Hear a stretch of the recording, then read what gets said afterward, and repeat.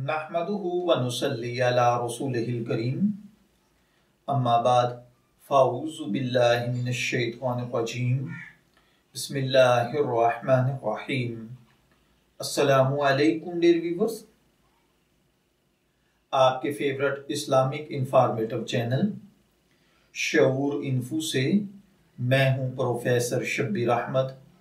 हमारा आज का टॉपिक है, क्या वालिद के मामू की बेटी से शादी करना जायज़ है या नहीं। ये एक सवाल है जिसमें एक भाई ने पूछा है कि वालिद के मामू की बेटी से निकाह जायज़ है या नहीं, जो कि रिश्ते में फूफो लगती हैं।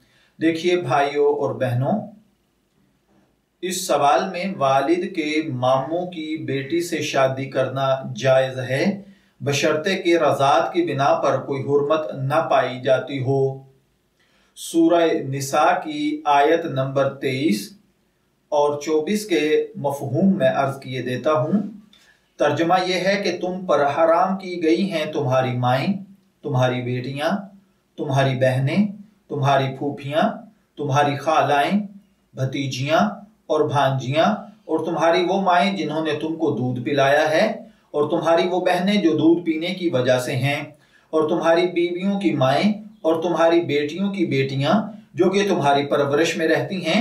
इन बीवियों से जिनके साथ तुमने सोहबत की हो, और अगर तुमने इन बीवियों से सोहबत ना की हो तो तुमको कोई गुनाह नहीं। और तुम्हारे इन बेटों की बीवियां जो कि तुम्हारी नस्ल से हों, और ये कि तुम दो बहनों यानी रजाई हो या नस्बी एक साथ रखो, लेकिन जो पहले हो चुका, बेशक अल्लाह ताला बड़े बख्शने वाले, बड़े रहमत वाले हैं।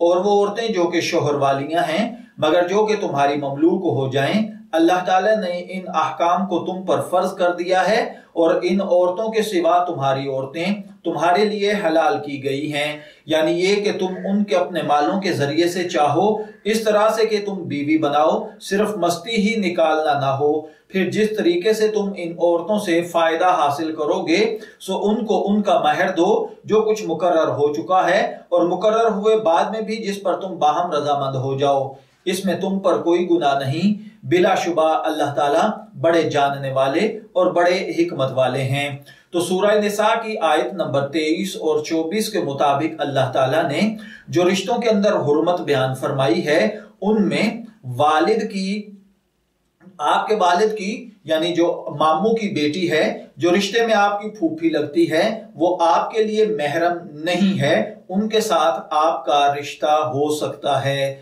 मैं दुआगो हूं कि अल्लाह ताला हमें इन बातों को समझकर इनके मुताबिक अमल करने की तौफीक अता फरमाए। शब्बीर अहमद को इजाजत दीजिए, फिर हाजिर होंगे किसी नए टॉपिक के साथ। तब तक के लिए अल्लाह हाफिज।